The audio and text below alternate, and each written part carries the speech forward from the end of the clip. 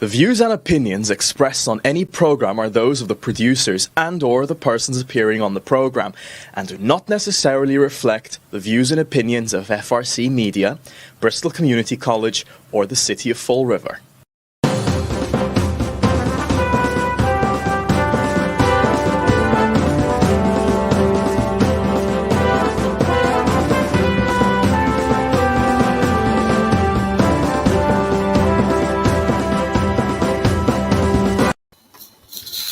Well, hello. Welcome to Spindle City Straight Talk. I'm Chip. And I'm CJ.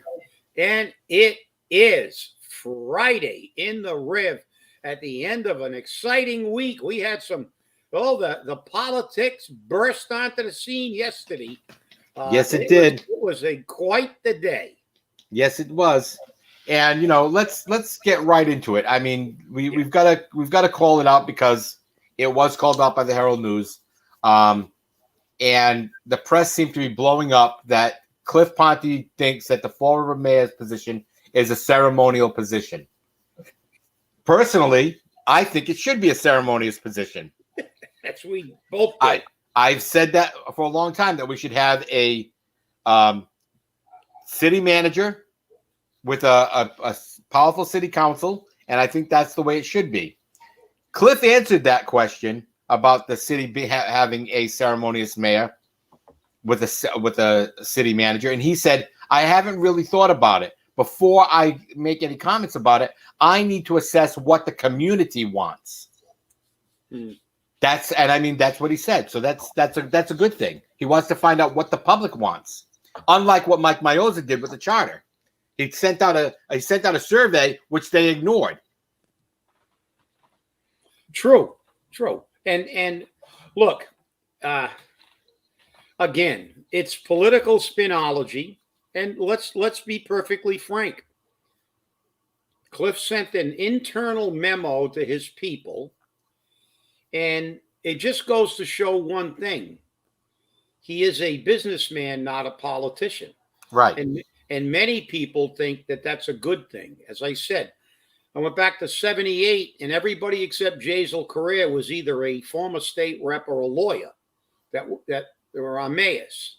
So do we want political ticks who the way they run government is to make it full of nepotism and patronage and spend as much money as they can and give as much money to their business friends as possible? Or do we want someone who actually came from a world where if you do something wrong, you're out of business? Because, see, governments never go out of business. They just put people in bankruptcy with their taxes and fees. He used the word ceremonial, and I think he used it. Unfortunately, it was a poor choice of words. He did say that at WSAR that he could have chosen better words. I think what he meant was that if he... And it's true, because this city once ran like that. I think what he meant was that if you put good people in these positions, not people that you got to babysit, that are always like misappropriating money and paying people for work they didn't do, overriding the munis system, creating hostile and toxic work environments, and you let them stay and continue to work and even give them more assistance. Or do you want somebody who understands that that's not the way you run it? I think what he was alluding to, and I don't like to think for him, but because he did say in a context of that when you, and he said that in his speech when he announced for mayor, that he plans on holding department heads accountable. Because let's face it, and let's be perfectly frank, these people, and look, I understand where the Coogan campaign is coming from. They got nothing. They got nothing to run on. He's done nothing. I mean, you're going to run it, walking around and handing out masks. That's not a mayor's job. Talk about a waste of the mayor's time. I think what Cliff meant was that if you put people in, the city is supposed to run itself on a day-to-day basis. Because that's why these people are all getting six-figure salaries. You walk into the police department, The police chief doesn't micromanage the police department. He's not sitting in the sector car, then jumping in another sector car. They have sergeants and lieutenants and captains like we have department heads. The reality is that the city, if people are being held accountable, should be running itself on a day-to-day basis. The mayor every once in a while should meet with the department heads. If there's a problem, obviously he has to intercede. But I'm sorry, in my opinion, a mayor is supposed to be spending his time trying to get businesses into Fall River, trying to get people to move into Fall River, and trying to come up with ideas to save the taxpayer money, to have a better government, to have a government that helps the people and everybody in the city of Fall River. He should be selling Fall River. He should be promoting Fall River. That's what the bulk of his time should be. And ceremonial? Come on, what's more ceremonial than showing up and handing out a couple of meals? Walking around to a nursing home with the camera and handing out something at a nursing home. That's all political fluff. I want to see a mayor going to Electric Boat and saying, how can we work out a program where we can get people to work here? What kind of skills do you need that are teachable to our people, and we can come to an agreement that you will hire some of these people, or create an apprenticeship program? I want a mayor walking around trying to get people to Fall River, not tourism. I want somebody to bring in sustainable businesses and people who want to live here and work in the area. That's what I want a mayor to do. I don't want a mayor to be a politician. And I kind of feel a little vindicated. I think he said there was 16 or 17 members of his family and an extended family. So I guess maybe my number wasn't that far off. Somebody actually did the homework. I asked him to give me a list, right? Yep. Now I know why he didn't give me the list. Yeah, Cliff. Too long. Cliff said 16 plus. It was too long. Yep. There were so many longs on that list. It was a very long list. Yep. Cliff said there was 16 plus. Yeah. Family members working either for the government or for the school department, and the salaries were in excess of $500,000 a year. And I'm not sure if that includes pensions. That may include pensions. It may not. I don't know. If it doesn't include pensions, guess what? Now we're really at some heavy levels. So again, the Coogan family sucking off the political teat. And this is what they want. But look, it's politics. They came out and you knew what was going to happen. He's going to be a part-time mayor. He said he's not going to be a part-time mayor. Oh, he thinks it's an insult to call it ceremonial. I hate to tell you this, but I think the last 4 or 5 mayors have been ceremonial. Because what have they done for Fall River? Nothing. So, I mean, I think it's a poor choice of words. But in reality, how many mayors have we had that were actively promoting the city? Remember when Buddy created the Renaissance in Providence? Yeah. No one promoted a city better than Buddy Cianci. That guy was everywhere talking about how Providence was coming back. There was a renaissance in Providence, and you know something? He pulled it off. You know why? You didn't see Buddy down at DPW. You didn't see Buddy. They ran the departments. He had department heads, and they ran them. I think that's what the point of that. But it was an internal memo, and obviously, as a good businessman, he doesn't want his employees panicking that somehow they're going to be thrown out into the street. Right. On that, he doesn't. You can explain this one, CJ, because you know I've been ranting here a little bit. So you know they also tried to pin the evictions on him, and because there were properties in evictions. So you want to explain to our viewers so they can. In case somebody misunderstood that political spinology. Yes, and just for those that want to question me, I had a real estate license, so I know what I'm talking about here. The brokers and the real estate salespeople have no control over the evictions. That's the property owner. There are many people who are buying properties who want the properties empty. That means in order for the property to be sold, the owner of the property must evict the tenants or ask them to leave. If they refuse to leave, which during the pandemic, nobody wanted to leave, they have to go to evictions. The eviction moratorium ends tomorrow, and that will be it. So on Monday, the courts can start issuing orders of eviction. That takes a lot longer to get those orders of evictions than people think. So there's 225 properties, according to the memo, or according to what the press released in the memo, that are awaiting evictions. Maybe those properties have tentative sales agreements on them that say if once the property is empty, they will close on the property. That's always a possibility. And there's always the possibility that, that offer can be rescinded. And then another offer comes in and says, I don't care if the people are in there. But the broker has no control over the evictions. The evictions are handled by the property owner. That's the property owner's responsibility, not the buyer's responsibility, not the salesperson's responsibility, not the broker's responsibility, the property owner's responsibility. If somebody doesn't pay you rent, do you run to the broker and say, evict these people? No. You go to a lawyer and say you need these people evicted. And while we're talking about unpaid rent, remember, and I did this deliberately. So, Paul, guess what? I had to stick it right up you. Because I've been saying this all along. Paul's $1.5 million rental assistance program is bull. And I'm going to tell you why. I called Catholic Social Services. I acted as though I was in need of rental assistance. You know what they told me?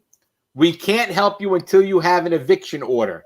I said, the courts aren't even open yet for an eviction order. They said, until you get that eviction order, we can't help you. So basically, nothing. So he's sitting on the money. Okay. Wait, it gets even better. I then called back and spoke to somebody different as a landlord. And I was told, well, if you agree to this, that means you won't evict these people. If I get an order of eviction, I don't care about the 6 months rent anymore. You're gone. You're gone.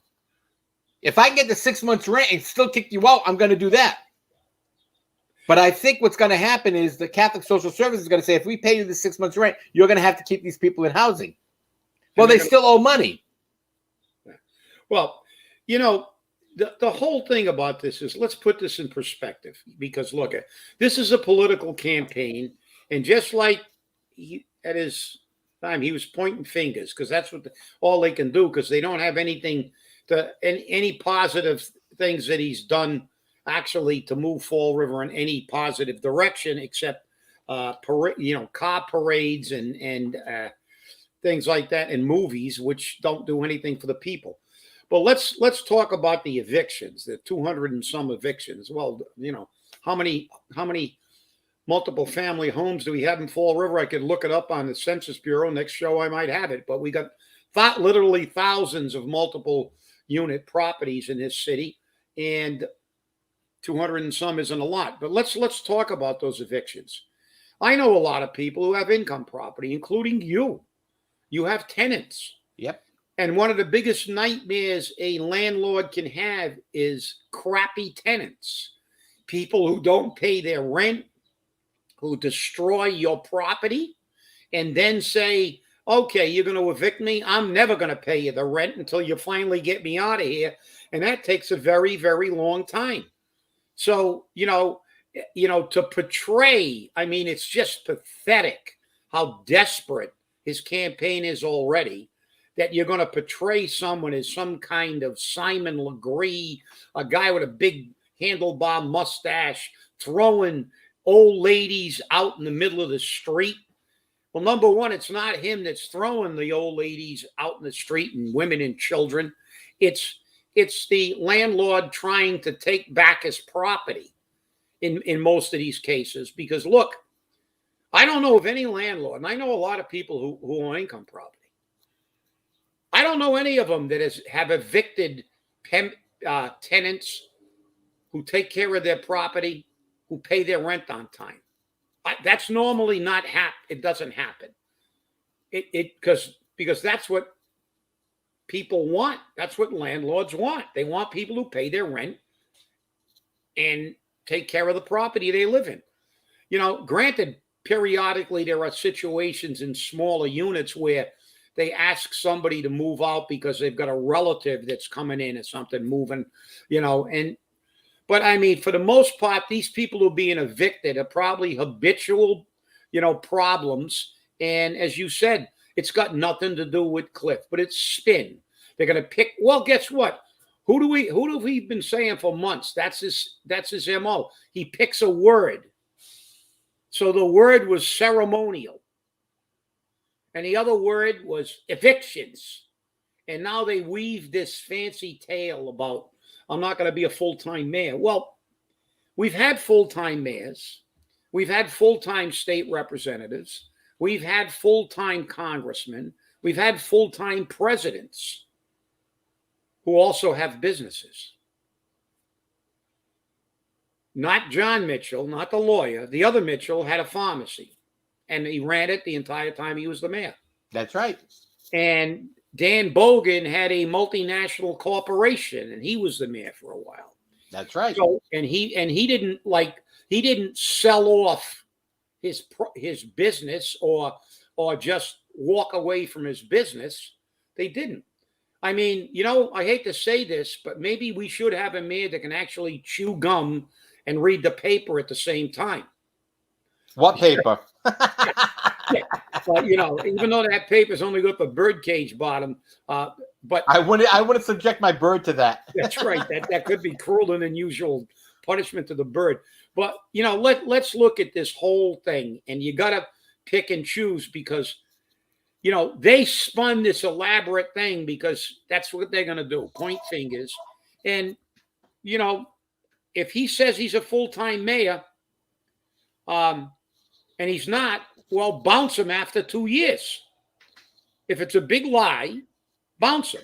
But if you want a guy who says, I come from a business background and I'm not going to hire 6 people to screw in a light bulb, and he's proven it by having successful businesses, well, good. If you want a guy who let's look at the other half of this race.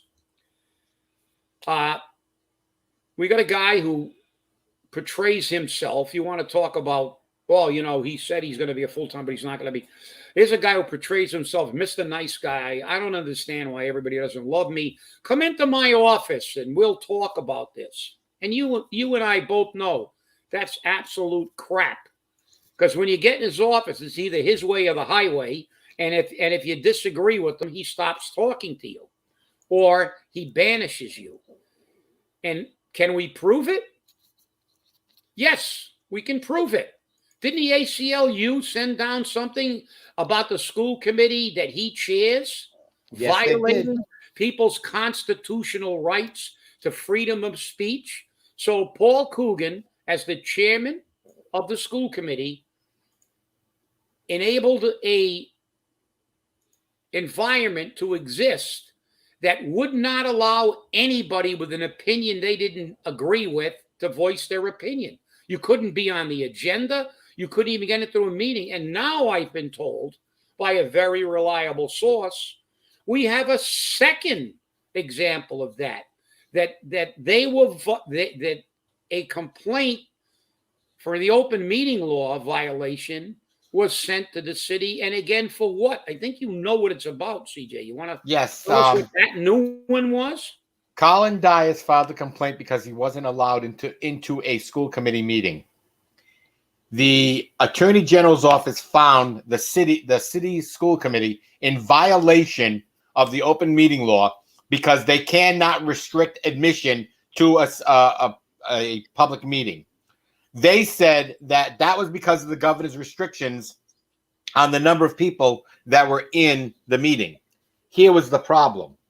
The orders for that didn't go into effect until March 12th. The meetings restricted were February and March 8th. So there was no order yet.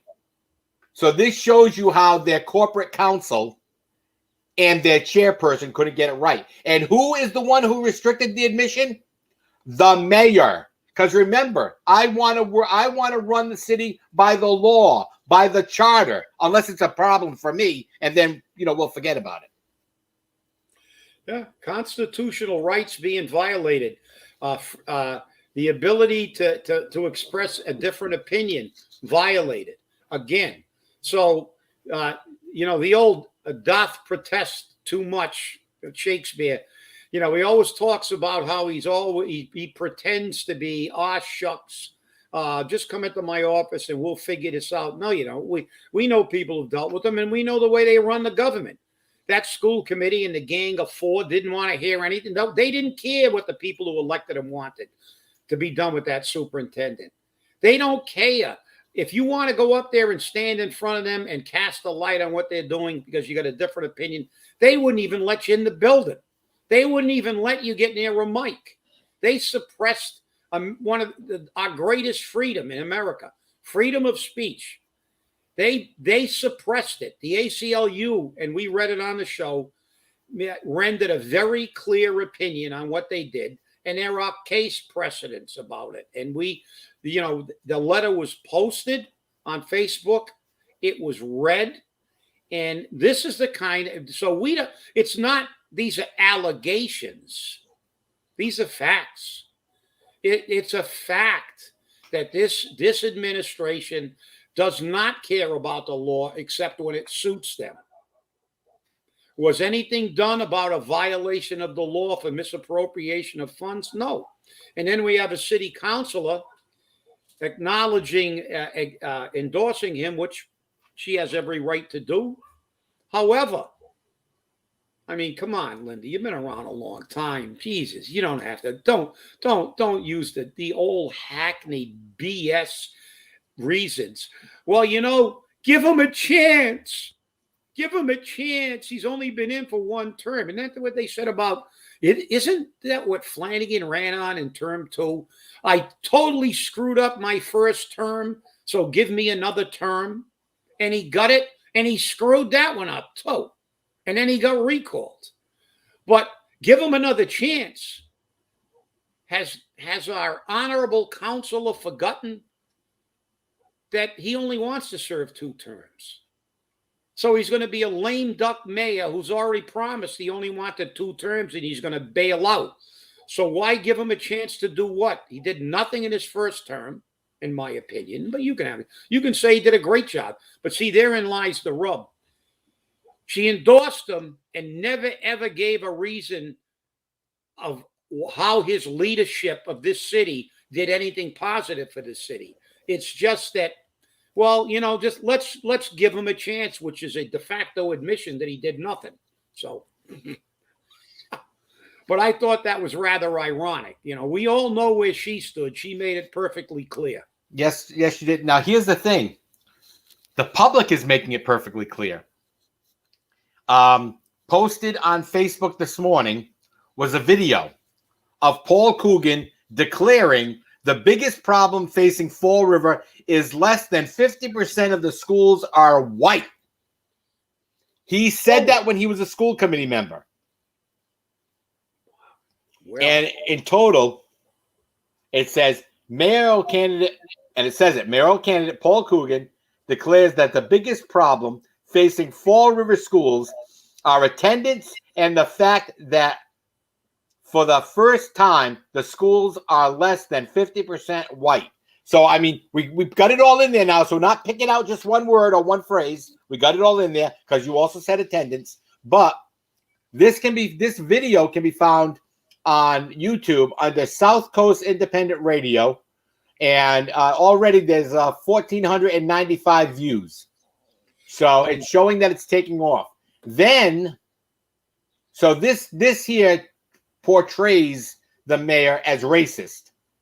And we already know that he calls students stupid. And we know that he tells gay kids to stop being gay. So he can be classified as a homophobe and a hateful teacher. Gets even better. Now somebody started posting Linda's old court case where she made racial jokes at a meeting, or I should say a meeting at a party or a dinner at Magoni's for exiting city councilors. And it even points out in the story that certain elected officials got up and walked out, including an appointed official, Joe Doran, who was offended by the joke made by That's Linda Pereira. Okay, and that joke was allegedly racist. So guess what? Now you've got a racist endorsing a racist. I've known Linda for years. I've never known her to be a racist.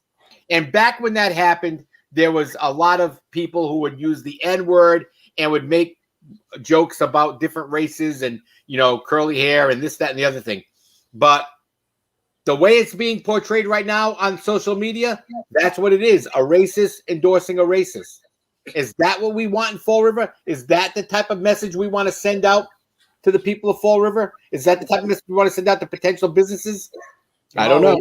We're very, very lucky that they're both Democrats, because Democrats get to do that. That's right. But if they weren't Democrats, the wokies would be attacking both of them, because can you imagine, as you said, I don't know that they are, I've never believed that Linda was a racist or even Paul Coogan was a racist. However, in democratic philosophies and woke philosophies today, what you have there is you have racism in your genes by making comments like that. That's what they accuse everybody but Democrats of doing. So if you made a comment that the problem with the schools is we have too many people of color, that's implying that people of color are stupid. To me, I mean, that's a race. That is a grossly racist statement today. And I can tell you right now, if a Republican made that statement, it would be the lead story on CNN, MSNBC, and all the other wokey stations. They would crucify him. There'd be a million tweets and everything else. So, I'll take it one step further. On Paul's comments. He said that the reason why it's a problem is because the other ones have to catch up. They have to work harder to bring them up to the same level. Yeah, and even now that was a comment that was told to me when my daughter was in school, and I said, "Why does she have to wait when she's going to be 5 in October?" And they said, "Well," and the woman said, "Well, because of all the how did she put it? Because of all of the immigrants and all of the people of color, we have to dumb down the system." Now, that was part of the system. That's part of the system already. So, as you can tell, Paul is part of the system. Yeah. Well, as I said, it's easy to throw crap balls at people, and like I said, now they're going to be victims of their own words. The only thing that saves them is, as I said, they're Democrats. Because if that was said, look at how many politicians have we had that did the old minstrel blackface, and if they were Republicans, they were run out on a rail. If they were Democrats, they were forgiven. So, but that is fundamentally racist. That's an implication that, and they'll say, well, again, what are we going? What's going to be the excuse? A poor choice of words. Right. So that's okay for him to say, because I'm sure he'll say that's not the context he meant it in. But maybe Cliff didn't, it was a poor choice of words to say ceremonial. I think that in that context, he kind of showed that he's not a politician. But this is the whole thing. Politics. This is what we tell everybody. It's what I tell you guys out there. Don't do your homework. Do your research. Learn. Don't listen. Learn. Investigate. Yep. Well, before we run out of time here, there is an event going on today at Durfee. There is a drive-in movie event. One of the big successes of the mayor. And tomorrow at noon, down on Jefferson Street, the bottom of Jefferson Street, go to the end of Jefferson Street and take a right. There is the family picnic ground that's being opened. It's grand opening, which is Linda's baby. She's been working on getting that for several years. So she's finally been able to do it. and she got the volunteers together to make it happen. I want to thank you for inviting us into your home, and remember, stay safe, stay angry, and hold your politicians accountable. Thanks for watching.